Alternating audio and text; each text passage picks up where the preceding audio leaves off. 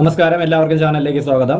കുതിരപ്പക്ഷി എന്ന് പറയുന്ന ഒരു നോവലിൻ്റെ റിവ്യൂമായിട്ടാണ് എത്തിയിട്ടുള്ളത്. സജിത് മോഹൻ എന്ന് പറയുന്ന എഴുത്തുകാരനാണ് ഈ ഒരു പുസ്തകം എഴുതിയിട്ടുള്ളത്. കഴിഞ്ഞ ദിവസങ്ങളിൽ നമ്മൾ ഒരു വീഡിയോ, ഇതിൻ്റെ അൺബോക്സിംഗ് വീഡിയോ ചെയ്തിട്ടുണ്ടായിരുന്നു. അതുകൊണ്ട് തന്നെ പുസ്തകത്തിൻ്റെ മറ്റുള്ള വിഷയങ്ങളെ പറ്റിയൊന്നും ഇവിടെ വിശദീകരിക്കുന്നില്ല. അത് അല്ലാതെയുള്ള മറ്റു വിഷയങ്ങളാണ് ഇവിടെ സൂചിപ്പിക്കാനായിട്ട് ഉദ്ദേശിച്ചിട്ടുള്ളത്. ആദ്യം നിങ്ങളുടെ പുസ്തകം ഒന്ന് കാണിച്ചു തരാം. ഇതാണ് പുസ്തകത്തിൻ്റെ മുൻവശം എന്ന് പറയുന്നത്. ഇപ്രകാരം വരുന്നതായിരിക്കും. ആദ്യമേ തന്നെ ഇതിൻ്റെ കവർ ഡിസൈനെ കുറിച്ച് പറയുകയാണെങ്കിൽ വളരെയധികം എനിക്ക് ഇഷ്ടപ്പെട്ടു. ഫ്രണ്ടിലൊരു നാഗത്തിൻ്റെ ചിത്രത്തോട് കൂടിയിട്ടുള്ള ഒരു കവർ ഡിസൈനുമായിട്ടാണ് ഇത് വന്നിട്ടുള്ളത്. ഒപ്പം തന്നെ മൊത്തത്തിൽ കവർ ഡിസൈൻ കൊള്ളാം. ഒപ്പം ഇതിൻ്റെ പുറത്തെ കവർ പേപ്പർ വളരെയധികം ക്വാളിറ്റി ഉള്ളതാണ്, നല്ല കട്ടിയുള്ള പേപ്പറാണ്. അതുപോലെ തന്നെ അകത്തെ പേപ്പറുകളും വളരെയധികം കാണാൻ നമുക്ക് നല്ല ഭംഗിയുള്ള പേപ്പറുകളാണ്. ഞാൻ ഒരിക്കൽ കൂടെ കാണിച്ചു തരാം. ഓക്കെ, ഇതാണ് ഇതിൻ്റെ ഡിസൈൻ. കാണാൻ നല്ല ഭംഗിയുള്ള നല്ലൊരു ഡിസൈനാണ്. ഇതിൻ്റെ അകത്തെ പേപ്പറുകളും വളരെ കട്ടിയുള്ളതാണ്, ഞാൻ സൂചിപ്പിച്ചല്ലോ. പിന്നെ ഇതിൻ്റെ വിഷയങ്ങൾ നമ്മൾ വരുമ്പോൾ ആദ്യം ഇതിൻ്റെ എഴുത്തുകാരൻ സജിത് മോഹൻ എന്ന് പറയുന്നൊരു വ്യക്തിയാണ്. ഒരുപക്ഷെ നിങ്ങൾക്ക് അദ്ദേഹത്തെ പറ്റി അറിയില്ലായിരിക്കും. ഞാനും ഈ ഒരു പുസ്തകം വന്നതിന് ശേഷമാണ് ഇത് ഇങ്ങനെ ഒരു എഴുത്തുകാരൻ ഉണ്ടെന്നുള്ള കാര്യം അറിയുന്നത് തന്നെ, കൃതിയും ഉണ്ടെന്ന് അറിയുന്നതും അപ്പോഴാണ്. അതുകൊണ്ട് തന്നെ ഞാൻ അദ്ദേഹത്തിൻ്റെ ഒരു ചെറിയൊരു പ്രൊഫൈൽ ഇതിൽ കൊടുത്തിട്ടുണ്ട്. അത് നിങ്ങൾക്ക് വേണ്ടി ഒന്ന് വായിച്ചു തരാം. തിരുവനന്തപുരം ജില്ലയിലെ വെള്ളനാടാണ് സ്വദേശം. കേരള സർക്കാർ ഉദ്യോഗസ്ഥരായിരുന്ന ശ്രീ മോഹൻകുമാർ, ഗിരിജാകുമാരി എന്നിവരാണ് മാതാപിതാക്കൾ. Vellanad government LPS, Vellanad government VHSS എന്നിവിടങ്ങളിലായിരുന്നു സ്കൂൾ വിദ്യാഭ്യാസം. Government arts college Thiruvananthapuram, MG college Thiruvananthapuram എന്നിവിടങ്ങളിലായി ബിരുദവും തുടർന്ന് ഭാരത് ഇൻസ്റ്റിറ്റ്യൂട്ട് ചെന്നൈയിൽ നിന്ന് MBAയും കരസ്ഥമാക്കി. 14 വർഷത്തോളമുള്ള ഔദ്യോഗിക ജീവിതത്തിൽ ഇന്ത്യയിലെയും വിദേശത്തെയും പ്രമുഖമായ അന്താരാഷ്ട്ര കമ്പനികളിൽ സേവനമനുഷ്ഠിച്ചു. കേന്ദ്ര സർക്കാർ സ്ഥാപനമായ സെൻട്രൽ ഇൻസ്റ്റിറ്റ്യൂട്ട് ഓഫ് പെട്രോ കെമിക്കൽസിലെ ഔദ്യോഗിക ജീവിതത്തിൻ്റെ ഇടയിലാണ് കുതിരപ്പക്ഷി എന്ന നോവലിലൂടെ മലയാളത്തിൻ്റെ മഹത്തായ സാഹിത്യ ലോകത്തേക്ക് രംഗപ്രവേശം ചെയ്യുന്നത്. കേരള സർക്കാരിൻ്റെ സഹകരണ വകുപ്പിൽ ഉദ്യോഗസ്ഥയാണ് ഭാര്യ അർച്ചന ജയൻ. മക്കൾ ഉത്തര സജിത്, ഉപാസന സജിത്. അപ്പോൾ അദ്ദേഹത്തിൻ്റെ ആദ്യ കൃതിയാണ്. അതുപോലെ തന്നെ അദ്ദേഹത്തിൻ്റെ ഒരേ ഒരു കൃതിയാണിതെന്നും ഞാൻ കരുതുന്നു. ഓക്കെ, അപ്പോൾ പുസ്തകത്തിലേക്ക് നമ്മൾ വരുമ്പോൾ പുസ്തകം പുറത്തു വന്നിരിക്കുന്നത് 2020-ലാണ്. ഞാൻ പെട്ടെന്ന് പറഞ്ഞു പോകാം, നിങ്ങൾക്ക് സമയദൈർഘ്യം അധികം ഉണ്ടാകാതെ നോക്കുവാൻ വേണ്ടിയിട്ടാണ്. ഓക്കെ, അപ്പോൾ 2020-ലാണ് പുസ്തകം പുറത്തു വരുന്നത്. മാസ്റ്റേഴ്സ് പബ്ലിക്കേഷൻസ് നെയ്യാറ്റിൻകരയാണ് പുസ്തകം പബ്ലിഷ് ചെയ്തിട്ടുള്ളത്. എനിക്ക് പുസ്തകം അയച്ചു തന്നിട്ടുള്ളത് മാസ്റ്റേഴ്സ് പബ്ലിക്കേഷൻസ് ആണ്. ലെറ്ററും അതിൻ്റെ കൂടെ അയച്ചു തന്നു. അതുപോലെ എഴുത്തുകാരൻ്റെ അറിവോട് കൂടിയാണ് പുസ്തകം അയച്ചു തന്നിട്ടുള്ളത്. പിന്നെ ഇതിലെ ഏകദേശം നമുക്ക് 448 പേജുകൾ കണ്ടെത്താനായിട്ട് സാധിക്കും. 448 പേജ് എന്ന് പറയുമ്പോൾ ഇത്രത്തോളം കട്ടിയായിരിക്കും ഉണ്ടായിരിക്കുക. ഒരു നല്ല കുറച്ച് വലിപ്പമുള്ളൊരു പുസ്തകമാണ്. വായിച്ചു തീർക്കാനായിട്ട് നമുക്ക് കൂടുതൽ സമയം വേണ്ടി വരുന്ന ഒരു പുസ്തകമാണ്. അതുപോലെ തന്നെ ഇതിൻ്റെ വില ഇതിൽ കൊടുത്തിരിക്കുന്നത് 390 രൂപയാണ്. ഓക്കെ, പിന്നെ ഇതിൻ്റെ ഉള്ളിലേക്ക് നമ്മൾ കിടക്കുമ്പോൾ ഞാൻ ആദ്യം ഇതിലെ കഥാപാത്രങ്ങളെ ഒന്ന് സൂചിപ്പിക്കാം. അത് കഴിഞ്ഞിട്ട് നമുക്കിതിൻ്റെ മറ്റുള്ള കൂടുതൽ വിശദീകരണങ്ങളിലേക്ക് കിടക്കാവുന്നതാണ്. ഇതിലെ പ്രധാന ഒരുപാട് കഥാപാത്രങ്ങളുണ്ട്. അതിൽ കേന്ദ്ര കഥാപാത്രമായിട്ട് എനിക്ക് തോന്നിയത് പത്മനാഭ പിള്ള എന്ന് പറയുന്ന ഒരു പടത്തലവനാണ്, ഒരു വ്യക്തിയാണ്. അദ്ദേഹം തിരുവിതാംകൂറിലെ ഒരു പടത്തലവനാണ്. ഓക്കെ, തിരുവിതാംകൂർ എന്ന് പറയുന്ന നാട്ടുരാജ്യത്തിലെ പടത്തലവനാണ് പത്മനാഭ പിള്ള. പിന്നെയുള്ള മറ്റൊരു കഥാപാത്രം എന്ന് പറയുന്നത് കുതിരപ്പക്ഷി എന്നുള്ള പേരോടുകൂടി വരുന്ന ഒരു കഥാപാത്രമാണ്. നമ്മുടെ പുസ്തകത്തിൻ്റെ തലക്കെട്ടും കുതിരപ്പക്ഷി എന്ന് തന്നെയാണ്. അദ്ദേഹത്തിൻ്റെ പേര് തന്നെയാണ് പുസ്തകത്തിൻ്റെ തലക്കെട്ടായിട്ട് കൊടുത്തിരിക്കുന്നത്. അതൊരു വെളിപ്പേരാണ് കേട്ടോ, പുള്ളിയുടെ യഥാർത്ഥ പേരല്ല. അദ്ദേഹം ഒരു സന്യാസിവര്യനാണ്. സന്യാസിവര്യനാണെന്ന് പറഞ്ഞു കഴിഞ്ഞാൽ ഈ എന്താ പറയുക, ഒരു പ്രത്യേകമായിട്ടുള്ള കുറേ ശക്തിയും മറ്റു കാര്യങ്ങളൊക്കെ ഉള്ള ഒരു സന്യാസിവര്യനാണ്. അതായത് അമാനുഷികമായിട്ടുള്ള ചില ഗുണങ്ങൾ അദ്ദേഹത്തിനുണ്ട്. സാധാരണഗതിയിൽ ഇപ്പം നമ്മൾ പറയുന്ന സന്യാസികൾക്കുള്ളതിനേക്കാൾ ഉപരിയായിട്ടുള്ള ഗുണങ്ങൾ അദ്ദേഹത്തിനുണ്ട്. പ്രത്യേകിച്ച് ഇതിനകത്ത് പറയുന്നത് ശ്രീ പത്മനാഭ സ്വാമി എന്ന് പറയുന്ന ഒരു വ്യക്തി, ഒരു സങ്കല്പം. ആ വ്യക്തിയിൽ നിന്ന് വന്ന ഒരു അവതാരമായിട്ടാണ് ഇതിലെ പല കഥാപാത്രങ്ങളും ഈ കുതിരപ്പക്ഷി എന്ന് പറയുന്ന സന്യാസിവര്യനെ ഇതിനകത്ത് കാണുന്നത്. അപ്പോൾ അങ്ങനെയുള്ളൊരു കഥാപാത്രമാണ് കുതിരപ്പക്ഷി എന്ന് പറയുന്നത്. നോവലിലെ ഒരു പ്രധാനപ്പെട്ട കഥാപാത്രമാണ് ഇദ്ദേഹം. പിന്നെയുള്ള കഥാപാത്രങ്ങൾ എന്ന് പറയുന്നത് ഒന്ന് കേശവപിള്ള എന്ന് പറയുന്നൊരു കഥാപാത്രമുണ്ട്. കേശവപിള്ള എന്ന് പറയുന്നത് ഈ തിരുവിതാംകൂറിലെ ദിവാനായിട്ടുള്ള ഒരു വ്യക്തിയാണ് കേശവപിള്ള എന്ന് പറയുന്നത്. കുഞ്ചുകുട്ടി പിള്ള എന്ന് പറയുന്ന കഥാപാത്രമുണ്ട്. അദ്ദേഹവും തിരുവിതാംകൂറിലെ ഒരു ഉന്നത സ്ഥാനത്തിരിക്കുന്ന ഒരു വ്യക്തിയാണ്. പിന്നെ ധർമ്മരാജാവ് എന്ന് പറയുന്ന ഒരു വ്യക്തിയുണ്ട്. ഈ നോവലിലെ കഥ പറഞ്ഞ് അവതരിപ്പിക്കുന്ന സമയത്തിലെ 3/4 ഭാഗത്തോളം രാജാവ്, രാജ്യത്തിൻ്റെ തിരുവിതാംകൂറിലെ രാജാവായിട്ടുള്ള വ്യക്തിയാണ് ധർമ്മരാജാവ് എന്ന് പറയുന്നത്. പിന്നെ വിക്ടോറിയ എന്ന് പറയുന്ന കഥാപാത്രമുണ്ട്. ഒരു ഇംഗ്ലീഷ് യുവതിയാണ് വിക്ടോറിയ എന്ന് പറയുന്നത്. ക്രിസ്റ്റഫർ ഹെൽഗി എന്ന് പറയുന്നൊരു കഥാപാത്രമുണ്ട്. ക്രിസ്റ്റഫർ ഹെൽഗി എന്ന് പറയുന്നത് ഒരു ബ്രിട്ടീഷുകാരനായിട്ടുള്ളൊരു വ്യക്തിയാണ്. അതുപോലെ തന്നെ പുള്ളിയാണ് ഇതിനകത്തൊരു വില്ലൻ്റേതായിട്ടുള്ള ഒരു വേഷം പുള്ളിക്ക് കൊടുത്തിട്ടുണ്ട്. പിന്നെയുള്ളത് ടിപ്പു സുൽത്താൻ എന്ന് പറയുന്നൊരു വ്യക്തിയാണ്. അദ്ദേഹത്തെക്കുറിച്ച് നമ്മൾ പറയേണ്ട കാര്യമില്ലല്ലോ. മൈസൂരിലെ അധികാരിയായിട്ടുള്ള വ്യക്തിയാണ് ടിപ്പു സുൽത്താൻ എന്ന് പറയുന്നത്. മൈസൂരിലെ പ്രധാനിയായിട്ടുള്ള മൈസൂർ ഭരിച്ചിരുന്ന വ്യക്തിയാണ് ടിപ്പു സുൽത്താൻ എന്ന് പറയുന്നത്. അപ്പോൾ ഇത്രയും പേരാണ് ഇതിലെ പ്രധാനപ്പെട്ട കഥാപാത്രങ്ങളായിട്ട് എനിക്ക് തോന്നിയത്. മൊത്തത്തിൽ നമ്മൾ നോക്കുമ്പോൾ ഒരുപാട് കഥാപാത്രങ്ങൾ ഈ ഒരു നോവലിനകത്തുണ്ട്. പ്രധാനപ്പെട്ട കഥാപാത്രങ്ങളുടെ ലിസ്റ്റിൽ തന്നെ ഇനിയും ഒരുപാട് പേരെ പറയേണ്ടി വരും. അതിൽ ഏറ്റവും പ്രധാനപ്പെട്ടതെന്ന് തോന്നിയ വ്യക്തികളെ മാത്രമേ ഇവിടെ സൂചിപ്പിച്ചിട്ടുള്ളൂ.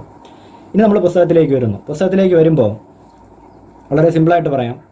ഈ ഒരു പുസ്തകം എന്ന് പറയുന്നത് എനിക്ക് വായിച്ചപ്പോൾ തോന്നിയത് ഹിസ്റ്റോറിക്കൽ ഫിക്ഷൻ എന്ന് പറയുന്ന ഒരു മേഖലയിൽ വരുന്നൊരു പുസ്തകമാണ്. അതായത് ചരിത്ര പശ്ചാത്തലത്തിൽ എഴുത്തുകാരൻ്റെ ഭാവനയിലുള്ള കുറേ സംഗതികൾ കൂടെ ഉൾച്ചേർത്തുകൊണ്ട് ഒരു വ്യത്യസ്തമായിട്ടുള്ള ഒരു കഥാപാത്രത്തെ കൂടി പുതുതായി ജനിപ്പിച്ചുകൊണ്ട് അവതരിപ്പിച്ചിരിക്കുന്ന ഒരു നോവലാണ്. ആ പുതിയ കഥാപാത്രം എന്ന് പറയുന്ന കുതിരപ്പക്ഷി എന്ന് പറയുന്ന കഥാപാത്രം. അതുപോലെ തന്നെ ഇതിൻ്റെ അകത്തുള്ള പല ഈ കാര്യങ്ങളിലും വ്യത്യാസമൊക്കെ വരുത്തിയിട്ട് അദ്ദേഹത്തിൻ്റെതായിട്ടുള്ള ശൈലിയിൽ കുറേ സാങ്കല്പികമായിട്ടുള്ള സംഗതികളും കൊണ്ടുവന്നുകൊണ്ടാണ് ഈ ഒരു നോവൽ അവതരിപ്പിച്ചിരിക്കുന്നത്. അപ്പോൾ ഹിസ്റ്റോറിക്കൽ ഫിക്ഷൻ എന്ന് നമുക്ക് പറയാം. അതുപോലെ തന്നെ യുദ്ധം എന്ന് പറയുന്ന സംഗതി, അങ്ങോളം ഇങ്ങോളം യുദ്ധമാണ്. മൊത്തം നമ്മൾ നോക്കുമ്പോൾ നോവലിൻ്റെ നട്ടെല്ലെന്ന് പറയുന്നത് തന്നെ പോരാട്ടങ്ങളാണ്, അല്ലെങ്കിൽ യുദ്ധമാണ് എന്ന് പറയും. അപ്പോൾ ഹിസ്റ്റോറിക്കൽ ഫിക്ഷൻ പ്ലസ് എന്ന് പറയുന്ന ഒരു അവസ്ഥയിൽ ഈ ഒരു നോവലിനെ കാണാവുന്നതാണ്. ലവ് എന്ന് പറയുന്ന ഒരു സാധനം പലയിടത്തും പല താളുകളിലും ഇങ്ങനെ കടിച്ചു തൂങ്ങി കിടക്കുന്നതായിട്ട് കാണുന്നുണ്ട്. വിക്ടോറിയ എന്ന് പറയുന്ന കഥാപാത്രം ആദ്യഘട്ടത്തിൽ പ്രത്യക്ഷപ്പെടുന്ന സന്ദർഭങ്ങളിലാണ് അത് കൂടുതലായിട്ട് വന്നു പോകുന്നത്. പക്ഷേ അത് അത്രത്തോളം പ്രകടമായിട്ടില്ല. ഒരു നേരിയ തോതിൽ നമുക്ക് ലവ് എന്ന് പറയുന്ന ഒരു സംഗതി ഇതിനകത്തുള്ളതായിട്ട് പറയാമെന്നേ ഉള്ളൂ. കടുക് പോലെ ഒരു ചെറിയ അളവിൽ ഉണ്ട് എന്ന് നമുക്ക് തോന്നിപ്പോകുന്നൊരവസ്ഥയിൽ ഇതിനകത്ത് കാണാനായിട്ട് സാധിക്കുന്നുണ്ട്. അപ്പോൾ നോവൽ ഈ ഒരു തലത്തിലാണ് വരുന്നത്. പിന്നെ നോവലിൻ്റെ കഥയിലേക്ക് നമ്മൾ കിടക്കുമ്പോഴത്തേക്കും സിമ്പിളായിട്ട് പറഞ്ഞു പോവുകയാണെങ്കിൽ ഇത് തിരുവിതാംകൂർ എന്ന് പറയുന്ന നാട്ടുരാജ്യം, അതുപോലെ തന്നെ ഈ മൈസൂരിലെ ടിപ്പു സുൽത്താൻ അവിടെ ഭരിക്കുന്നു. പിന്നെ ഇംഗ്ലീഷുകാരുണ്ട്, പിന്നെ വേറെ ഫ്രഞ്ചുകാർ, അവരവരൊക്കെ ഉണ്ട്. പക്ഷേ ഈ 3 പേരെയും കോൺസെൻട്രേറ്റ് ചെയ്യുക പ്രധാനമായിട്ട്. ഇതിൽ ടിപ്പു സുൽത്താൻ ഈ തിരുവിതാംകൂറിനെ ആക്രമിക്കുന്നു, തിരുവിതാംകൂർ അങ്ങോട്ട് ആക്രമിക്കുന്നു, തിരുവിതാംകൂർ ബ്രിട്ടീഷുകാരുടെ സഹായം അഭ്യർത്ഥിക്കുന്നു, എന്നിട്ട് ബ്രിട്ടീഷുകാർ തിരുവിതാംകൂർ ചേർന്ന് അയാളെ ആക്രമിക്കുന്നു. അവസാനം ഇങ്ങനെ യുദ്ധങ്ങളാണ് ഇതിൽ മൊത്തം പറയുന്നത്. ഈ ഒരു ലൈനിൽ കൂടെ ഇത്തരത്തിലുള്ള പൊതുവായിട്ടുള്ള ചരിത്രപരമായിട്ടുള്ള യുദ്ധങ്ങളും മറ്റും അവതരിപ്പിച്ചു പോകുന്നു. അതോടൊപ്പം വേറൊരു വശത്തുകൂടെ, അല്ലെങ്കിൽ ഇതിൻ്റെ കൂടെ തന്നെ പത്മനാഭപിള്ള എന്ന് പറയുന്ന സെൻട്രൽ ക്യാരക്ടറിൻ്റെ ചെറുപ്പവും പിന്നെ അയാളുടെ വളർച്ചയും ജീവിതം, പിന്നീട് അയാൾ ഏതൊക്കെ ദിശകളിലൂടെയൊക്കെ മുന്നോട്ട് പോകുന്നു, പിന്നെ അയാളുടെ അവസാന ഘട്ടത്തോടുള്ള സംഗതികളും ഒക്കെ ആണ് ഇവിടെ സൂചിപ്പിക്കുന്നത്. അപ്പോൾ രണ്ട് തരത്തിലാണ് എനിക്ക് നോവൽ അനുഭവപ്പെട്ടത്. ഒന്ന്, ചരിത്രപരമായിട്ടുള്ള കാര്യങ്ങൾ, കുതിരപ്പക്ഷി എന്ന് പറയുന്ന കഥാപാത്രത്തെ കൊണ്ടുവന്നുകൊണ്ട് ഇങ്ങനെ മുന്നോട്ട് പോകുന്നു. അതുപോലെ തന്നെ പത്മനാഭപിള്ള എന്ന് പറയുന്ന കഥാപാത്രത്തിന് കൂടുതൽ പ്രാധാന്യം കൊടുത്തുകൊണ്ട് അയാളുടെ ജീവിതവും മറ്റു കാര്യങ്ങളും സൂചിപ്പിക്കുന്നു. മൊത്തത്തിൽ തിരുവിതാംകൂർ എന്ന് പറയുന്ന രാജ്യത്തുണ്ടാകുന്ന പ്രക്ഷോഭങ്ങളും അവരുടെ അവസ്ഥകളും ഒക്കെയാണ് മൊത്തത്തിൽ നോവൽ പറഞ്ഞ് അവതരിപ്പിക്കാൻ ശ്രമിക്കുന്നത്. അതുപോലെ തന്നെ ഈ എന്താ പറയുക, പത്മനാഭ സ്വാമി എന്ന് പറയുന്ന പുള്ളി അവരുടെ കുറേ നിധികൾ ശേഖരിച്ച് വെച്ചിരിക്കുന്നതായിട്ടൊരു കോൺസെപ്റ്റ് ഉണ്ടല്ലോ.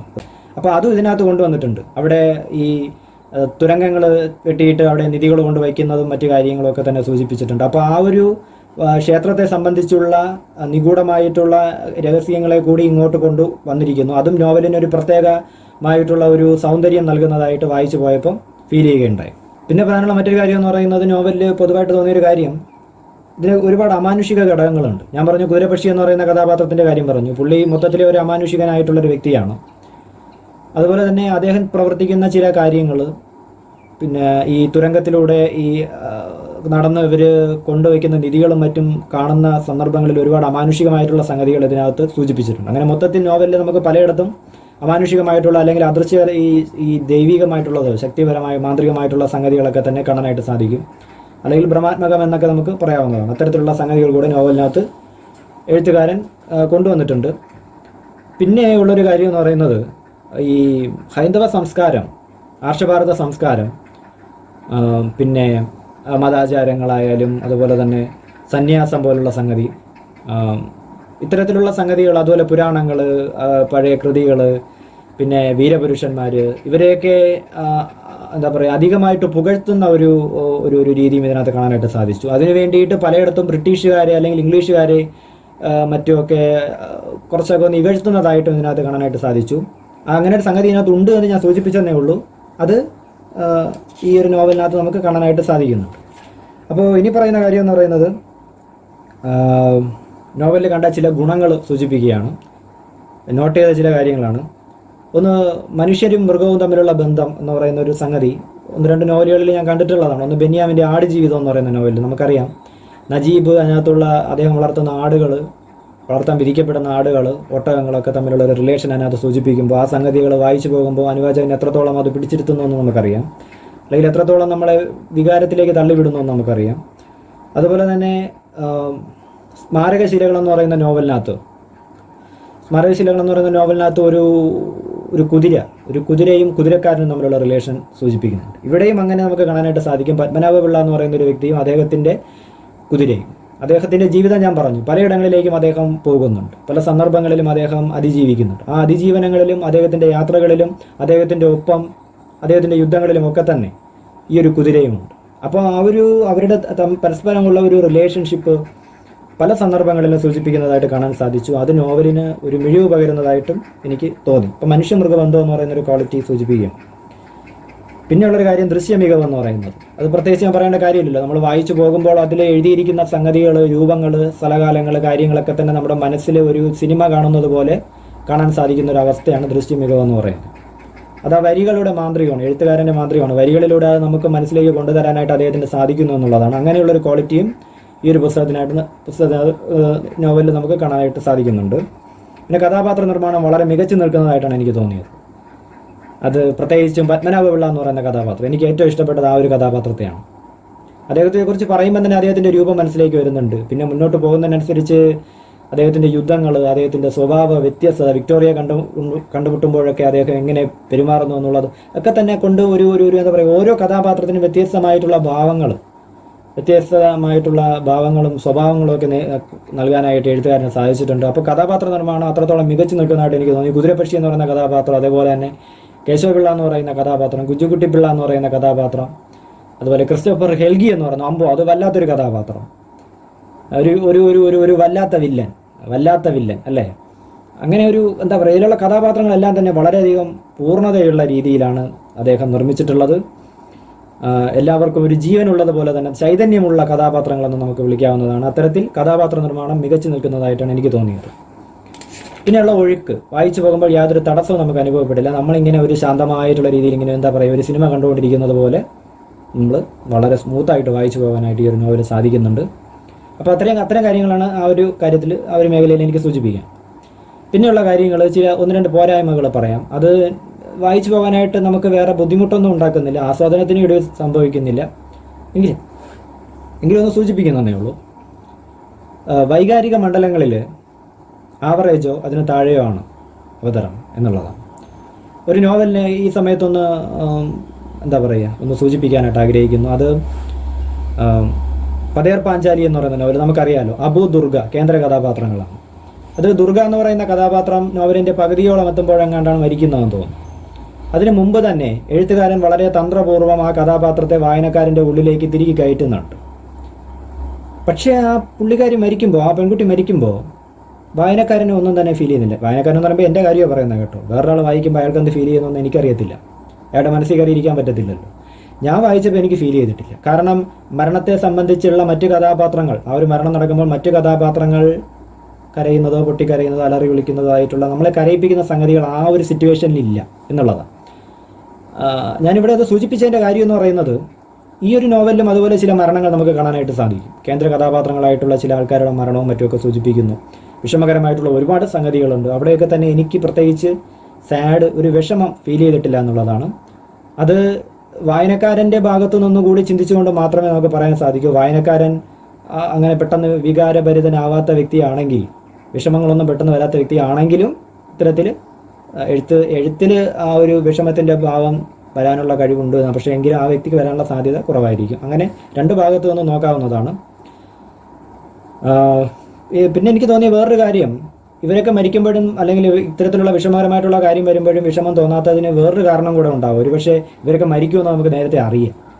കാര്യമെന്ന് പറഞ്ഞാൽ യുദ്ധമല്ലേ, അപ്പോൾ പിന്നെ പറഞ്ഞിട്ട് കാര്യമില്ല, ആരായാലും മരിക്കാനുള്ള സാധ്യതയുണ്ട്. അങ്ങനെ ഒരു സാധ്യത കൂടി യുദ്ധത്തിൻ്റെ നോവൽ, ചരിത്രപരമായിട്ടുള്ള ഒരു സംഘടനത്തിൻ്റെ നോവലായതുകൊണ്ട് അങ്ങനെ ഒരു എന്താ പറയുക, നേരത്തെ നമ്മൾ പ്രഡിക്റ്റ് ചെയ്ത് വച്ചിരിക്കും ഏവനായാലും ഇതിൽ മരിക്കാൻ സാധ്യത ഉണ്ടാവുമെന്നല്ലേ. അതുകൊണ്ട് ഒരു പക്ഷേ വിഷമം വരാത്തതും ആയിരിക്കാമെന്ന് തോന്നുന്നു.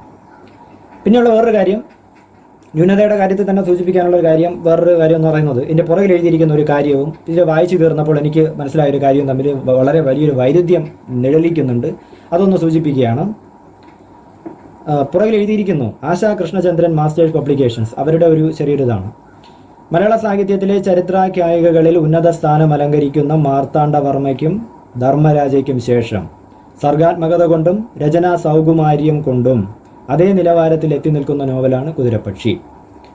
അപ്പോൾ ഈ ഒരു സെൻറ്റൻസിൽ എനിക്ക് ചെറിയൊരു വിയോജിപ്പുള്ള എന്താണെന്ന് പറഞ്ഞു കഴിഞ്ഞാൽ എനിക്ക് ചെറിയൊരു വിയോജിപ്പുണ്ട്. അത് മാർത്താണ്ഡവർമ്മ ധർമ്മരാജ CV രാമൻപിള്ളയുടെ 2 കൃതികളാണ്. ഞാൻ ഈ 2 കൃതികളും വായിച്ചിട്ടുണ്ട് എന്നുള്ളത് കൊണ്ട് മാത്രമാണ് എനിക്കിത് പറയാൻ കഴിയുന്നത്.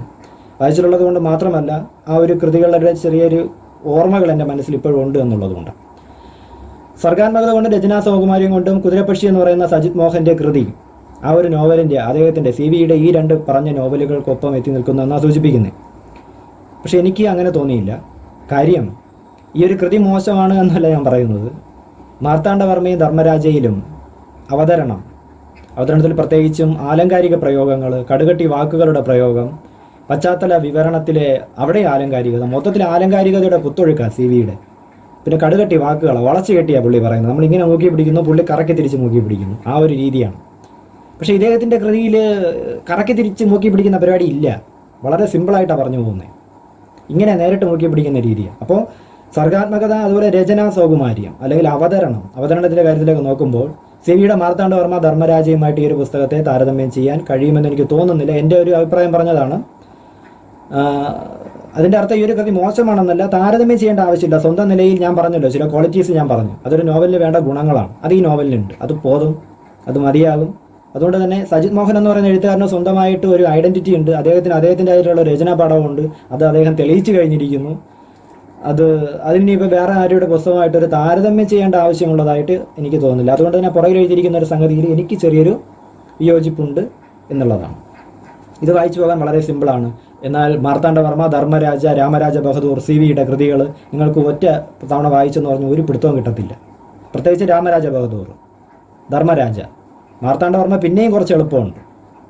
ഒരു ചെറിയ സംഗതി വിവരിക്കാൻ തന്നെ അദ്ദേഹം ഏകദേശം 1/2 പേജോളം എടുക്കും. അങ്ങനെയാണ് അദ്ദേഹത്തിൻ്റെ രചനാ രീതി. അതാണ് അദ്ദേഹത്തിൻ്റെ വായന. നമ്മൾ ആ പുസ്തകങ്ങൾ വായിക്കുമ്പോൾ നമ്മളെ ലഹരി പിടിപ്പിക്കുന്നത് ആ കാര്യങ്ങളാണ്.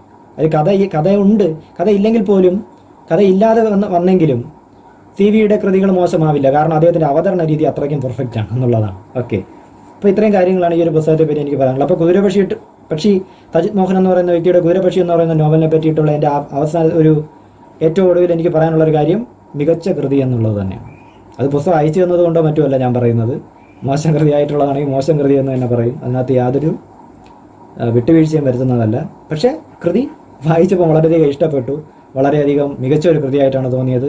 അപ്പോൾ കഴിയുന്ന എല്ലാവരും തന്നെ ഈ ഒരു കൃതി വായിച്ചു നോക്കാനായിട്ട് ശ്രമിക്കുക. നമുക്കെല്ലാവർക്കും ഇഷ്ടപ്പെടും തീർച്ചയായിട്ടും. ഇതിൻ്റെ ഡീറ്റെയിൽസ് എനിക്ക് ഞാനതിൻ്റെ അയച്ച് കൊടുത്തിട്ടില്ല. അവരോട് ചോദിച്ചു നോക്കട്ടെ, ഇതിൻ്റെ പുസ്തകം വാങ്ങാനുള്ള ഡീറ്റെയിൽസ് ആമസോണിലുണ്ടെന്ന് തോന്നുന്നു. ആമസോണിൽ നോക്കിയിട്ട് കിട്ടിയില്ല എങ്കിൽ അവരോട് ചോദിച്ചിട്ട് ഇതിൻ്റെ എഴുത്തുകാരൻ്റെ ഫോൺ നമ്പരോ പബ്ലിഷ് ചെയ്തിരിക്കുന്ന വ്യക്തിയുടെ ഡീറ്റെയിൽസോ മറ്റു കാര്യങ്ങളോ കൊടുക്കാവുന്നതാണ്. വായിച്ചു നോക്കാൻ ശ്രമിക്കുക. CV എന്ന് പറയുന്ന വ്യക്തി മരിച്ചുപോയി. ഒരുപാട് മലയാളത്തിൽ അങ്ങനെ ചരിത്രപരമായിട്ടുള്ള നോവലുകൾ എഴുതിയിട്ടുള്ള വ്യക്തികൾ കുറവാണ്. CVയാണ് ഏറ്റവും അറിയപ്പെടുന്നത്. പക്ഷേ ഇന്നും നമ്മുടെ മലയാള സാഹിത്യത്തിന് അത്തരത്തിലുള്ള ചരിത്രപരമായിട്ടുള്ള നോവലുകൾ എഴുതാനായിട്ട് നല്ല എഴുത്തുകാരുണ്ട് എന്നുള്ളത് വളരെയധികം സന്തോഷമുള്ളൊരു കാര്യമാണ്. വളരെയധികം സംതൃപ്തി നൽകുന്ന ഒരു കാര്യമാണ്. പ്രിയപ്പെട്ട സജിത് മോഹൻ എന്ന് പറയുന്ന എഴുത്തുകാരൻ, അദ്ദേഹത്തിന് വളരെയധികം നന്ദി. പുസ്തകം അയച്ചു തന്നതിന് വളരെയധികം നന്ദി. അത് ആശാ കൃഷ്ണചന്ദ്രൻ മാസ്റ്റേഴ്സ് പബ്ലിക്കേഷൻസ്, അവർക്കും മാസ്റ്റേഴ്സ് പബ്ലിക്കേഷൻസിനും വളരെയധികം നന്ദി അർപ്പിക്കുകയാണ്. ഇത് വളരെ ഒരു പുസ്തകം ഒരു ട്രഷർ ആയിട്ട് എനിക്ക് തോന്നുന്നു. ഇതിനകത്ത് കുതിരപ്പക്ഷിയായിരിക്കും സൂചിപ്പിച്ചിരിക്കുന്നത്. പക്ഷേ ഞാൻ ഈ ഒരു പുസ്തകത്തെയാണ് ഫോർഗറ്റൺ ട്രഷർ എന്ന് പറയുന്ന ആ ഒരു വിശേഷണം കൊണ്ട് ഞാൻ ഉദ്ദേശിച്ചിരിക്കുന്നത്. എന്തായാലും എല്ലാവർക്കും നന്ദി. ഈ പുസ്തകത്തെ സപ്പോർട്ട് ചെയ്യുക. കാരണം കിടിലൻ പുസ്തകമാണ് കേട്ടോ. ബൈ.